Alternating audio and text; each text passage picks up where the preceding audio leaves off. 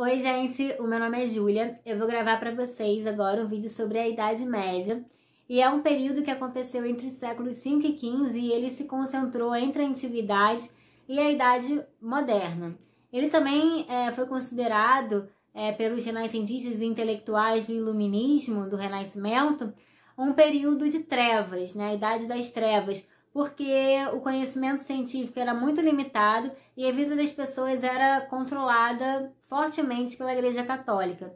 Nós, historiadores, a gente divide a Idade Média entre Alta Idade Média, que é quando houve o surgimento do feudalismo e das relações de serviço, e Baixa Idade Média, que é quando o feudalismo ele já estava consolidado, mas ele começou a entrar em declínio.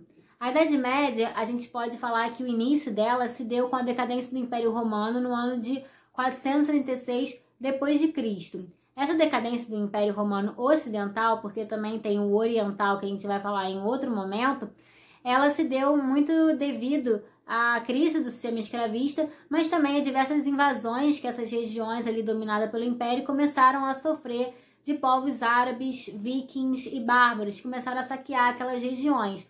Essas regiões, então, elas começaram a se descentralizar, não tinham um poder ali centralizado, e aí começou a surgir diversos reinos, diversos povos. Então, começou a surgir o reino dos francos, que posteriormente ia ser a França, o reino germânico, que é a Alemanha atualmente. Então, começou a se fragmentar. Só que a população que vivia ali naquelas cidades, ela começou a se sentir muito ameaçada, muito insegura, com muito pânico e medo. Então, elas começaram a migrar para o campo, num processo que a gente chama de ruralização.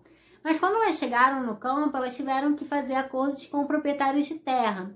Esses proprietários chegavam e falavam assim: olha, vocês podem trabalhar na minha terra, podem ali arar a terra, fazer alguns serviços, se sustentar, só que eu vou querer algo em troca, eu vou querer tributos, eu vou querer obrigações. Então começou a haver uma relação de troca, né, de favores entre esses camponeses e esses proprietários de terra.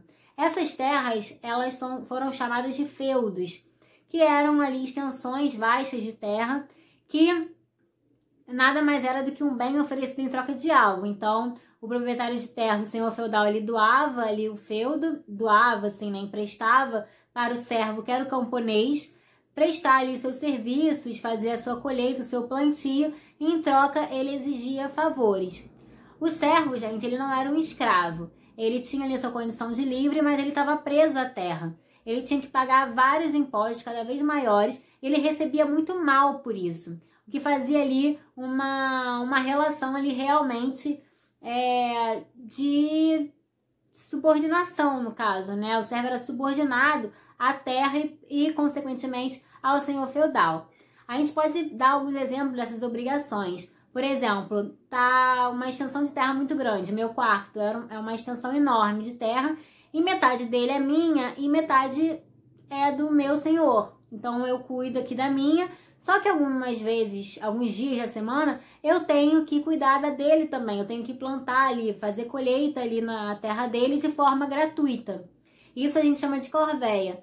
Mas também tem outras vezes, em alguns dias, que eu tenho que plantar as coisas para mim, para o meu sustento, e eu tenho que dar metade da minha produção para o meu senhor feudal. E também havia a questão de que, poxa, eu quero produzir alguma coisa para eu comer, algum alimento, um pão. Só que para eu produzir pão, para eu fazer vários pães, eu preciso de um forno, ou seja, de um equipamento. E para usar esse equipamento, eu tenho que pagar uma taxa para o meu senhor feudal. Então, os servos eles estavam ali submetidos a essas exigências. Então, a gente pode perceber que na Idade Média a produção era voltada para a produção agrícola e pastoril e era uma economia ali também pautada na servidão. Os nobres eles também tinham laços entre eles, então não era um laço com o servo, tá, gente? O servo era considerado naquela época como uma classe inferior que não tinha como ascender socialmente. Era uma sociedade estamental. Então, se eu era camponesa, eu ia morrer camponesa. Eu nunca ia conseguir ser uma nobre, ser uma rainha, nunca. Não tinha essa oportunidade. Não tinha nem como, nem condições para isso. E esses laços entre os nobres se dava pelos laços de sucerania e vassalagem que muita gente já ouviu falar. O sucerano era aquele nobre que doava feudo para um outro nobre, ou seja, doava terras para outro nobre em troca de favores, em troca de lealdade e fidelidade e de ali, serviços militares. Então, assim, eu vou te dar esse pedaço aqui da minha terra, só que caso a minha terra seja invadida, seja atacada, você vai estar ali para me proteger, para me dar segurança. Então, o sucerano é o que doava e o vassalo é o que recebia e dava ali segurança para esse outro nobre.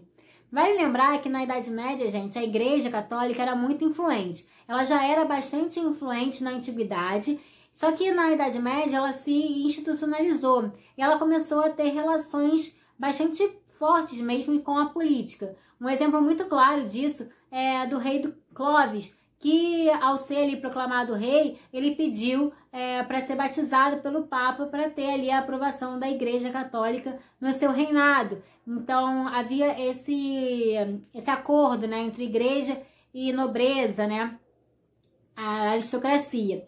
A Igreja Católica ela também dominava toda a cultura letrada. As universidades eram voltadas para formar padres, para teologia, para o ensinamento de livros bíblicos. Então ela era bastante influente e vivia ali naquele pensamento teológico, né? Que Deus era a referência de tudo, estava no centro da vida das pessoas, né? E com os séculos passando, gente, o que aconteceu?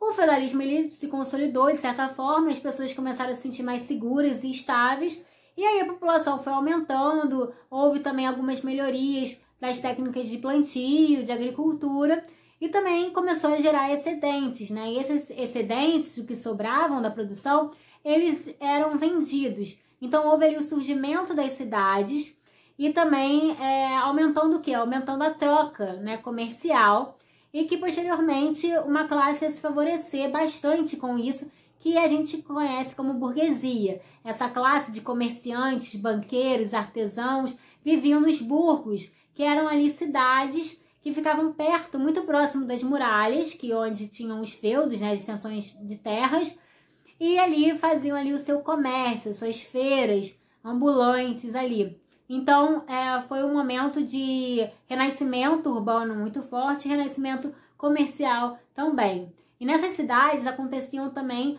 as corporações de ofício, as guildas, que eram reuniões de trabalhadores para a valorização do seu ofício. Então, eu sou uma professora, eu vou me reunir com outros professores e aí a gente vai debater qual é a melhor estratégia que a gente tem que utilizar para dar em uma aula, as técnicas que a gente deve seguir, um modelo de aula que a gente deve dar para os alunos. Então, era para a gente valorizar mesmo o nosso ofício. E também começou a surgir, gente, as práticas de usura. Naquela época, cada feudo, gente, era independente. Cada feudo tinha ali sua língua, sua moeda de troca, também tinha ali as suas próprias relações de favores diferentes. E começou a surgir os bancos, que eram aqueles comerciantes que faziam trocas comerciais com pessoas que vinham de fora, com os outros comerciantes. E aí, muitas vezes, eles utilizavam a usura, que era um empréstimo a juros, que era bastante condenado pela Igreja Católica e era considerada ali uma heresia. Vai lembrar que heresia naquela época era o pecado ali que ia contra os dogmas religiosos católicos, né? Tinha o Tribunal da Inquisição e outras coisas mais que a gente falou no vídeo da crise do século XIV. E é aí que a gente chega na Baixa Idade Média com a crise do século XIV, que já tem um vídeo aqui para vocês no meu canal, no Instagram também tem, que vocês vão entender melhor da peste negra, do período de fome ali e também da Guerra dos 100 Anos. Eu espero que vocês tenham gostado desse vídeo, curtam, compartilhem, comentem, me ajuda bastante e transmite aí mais conhecimento para as pessoas.